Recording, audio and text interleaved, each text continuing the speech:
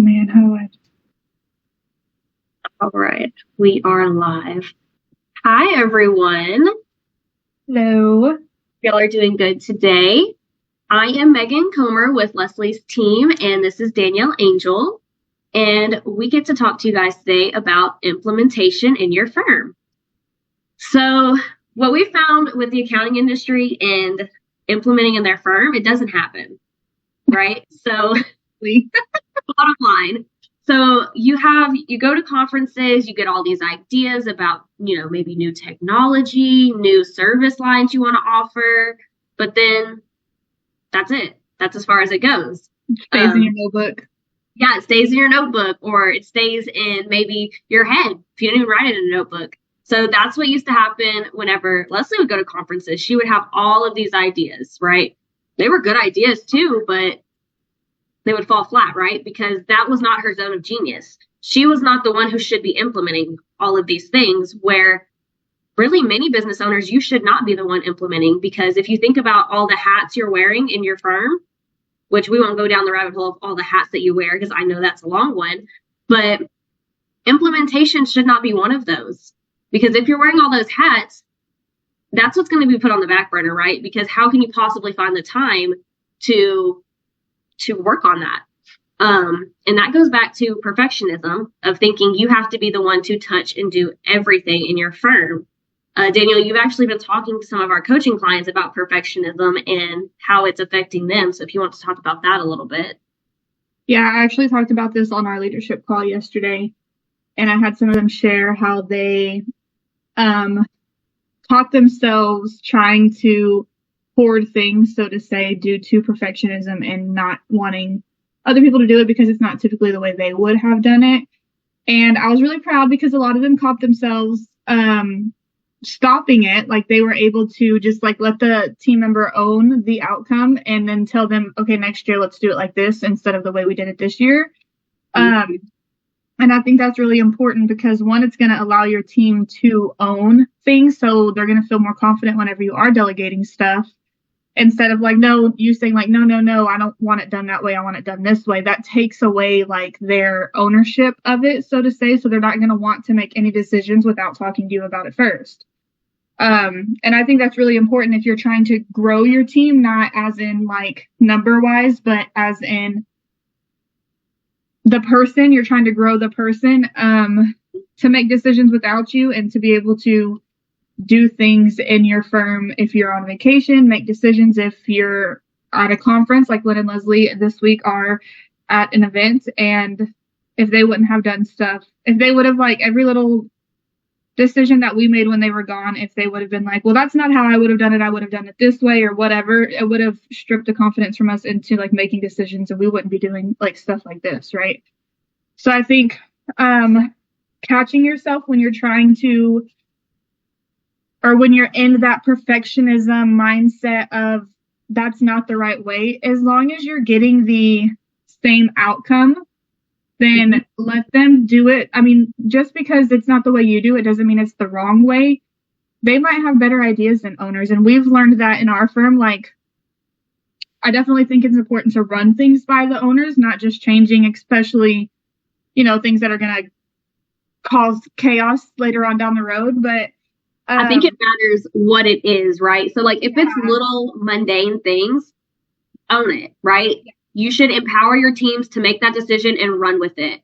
Now, if it's something that is going to it's a bigger impact on the firm, of course, run it by them. Hey, this is what's happening. This is what I think we should do.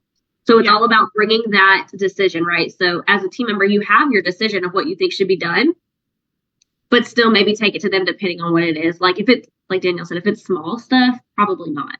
As long as you're getting from point A to point B, that's all that matters. The route you get there, because every person's going to get to those points differently. So as long as you're getting to that point, then it shouldn't matter. Yeah, the example that one of our clients shared yesterday was how they saved the 8879s for tax returns and stuff. Mm-hmm. She would have saved it different, but the point is that they were saved. We know how to figure it out, where they're at, but next year we're going to do it a different way, just so it's more streamlined and easier to find, right?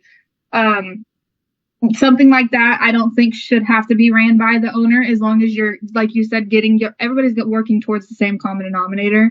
Now, if it's like changing services or doing something like that, definitely throw the idea out there.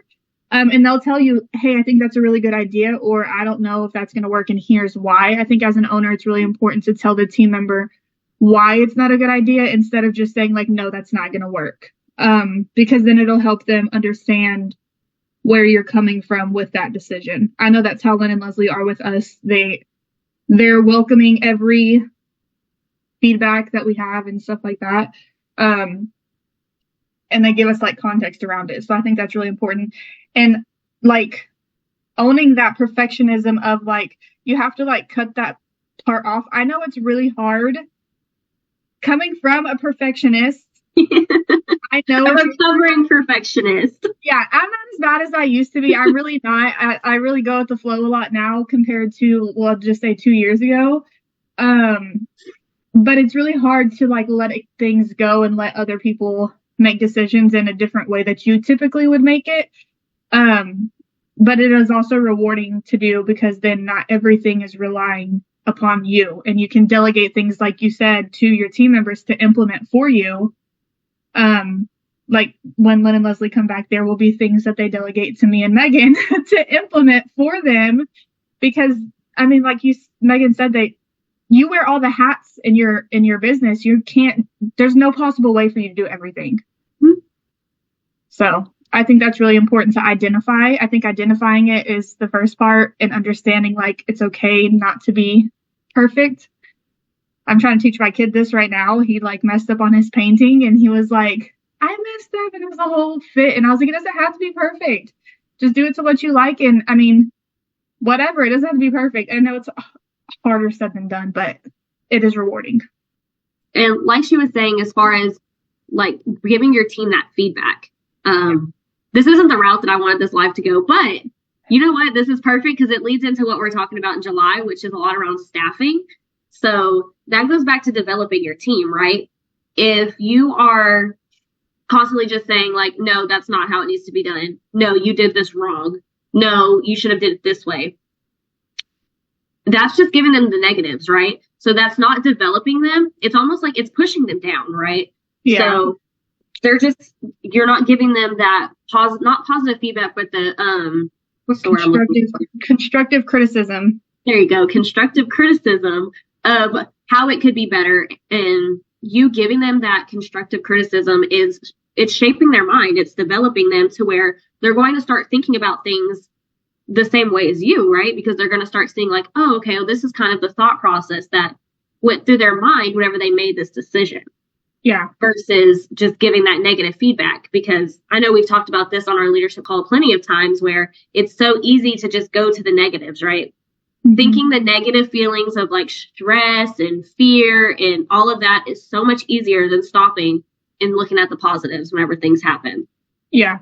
And back to the implementation, I mean, it does tie back to implementation, because if you don't allow other people to make decisions for you and on your behalf or whatever, you're not going to get anything implemented. There's no way you can do everything. You can't implement new marketing techniques, new sales techniques, while still doing like coaching, bookkeeping, tax, like all of the things. You're not going to move your business forward unless you allow other people to help you, right? Whether it's coaches, whether it's outsourcing, if you don't have a team, you have to let other people help you grow. Yeah. And that's really important. I mean, it kind of does go back to implementation, because perfectionism will hold you back with implementing, because you don't want to let anything go. Back to like control freak. And I can say control freak because I am one. Well, that goes right back. If y'all think about Leslie, y'all usually see her on these lives. If she didn't let go of the control and just let us own it, y'all wouldn't have a live this week, right? Yeah. Y'all wouldn't be seeing us because she's on vacation. She wouldn't have done it. Yeah. Or if you guys, maybe she would have done it on vacation, which is even worse, because then that's not taking the unplanned time off. Yeah, exactly. So whenever we think about this implementation, I always think back to whenever we were in office, and like we would take on projects of whenever we were starting like our marketing and stuff like that. And we would say like, okay, we want to get this done. But it always came up on the backside, right? Mm-hmm. So it was one of those things where it's like, okay, well, I need to triage my emails. I need to get this client work done. I need to run this payroll. I need to do this sales tax. And then it would be the end of the day. And I'm like, oh, I didn't get to the implementing part of what I needed to do. I'll get to it tomorrow. And then tomorrow is the same circle of shit fires of stuff that has to get done. And that implementation still ends up on the backside. Yeah. And so I think at that time too, it was more of, I mean, we've been working, Len and Leslie are very good at letting us own things, but I think at that time we were all learning the whole marketing thing, and you didn't feel confident in it. I didn't feel confident in it. So we were still trying to run everything by Leslie before we made decisions. Yeah. And then we finally got to a point where she was like, just own it. And what's the worst that can happen? Like, we'll figure it out. Yeah. And I think that is another part that goes back to the empowerment of your team, where you just have to let them run with it and see what happens, because it could be the best thing ever where, one, you're not having to worry about it anymore. And two, they feel empowered to keep making those decisions and keep implementing more things. And at the end of the day, that's what's going to scale your business. Yeah. So I want you guys to really think about who on your team could be an implementer, right? So what can you hand off to start scaling your business and have them start implementing so you can get your time back? Because like we said, as a business owner, you have all these ideas that are really great that you'd love to put into place, but you should not be the one doing it. And you don't have to be the one doing it. Yep. So if you want to chat about this further or see what it would look like to work with us, we're going to drop the link in the comments, and we hope you'll have a great day. Bye, guys.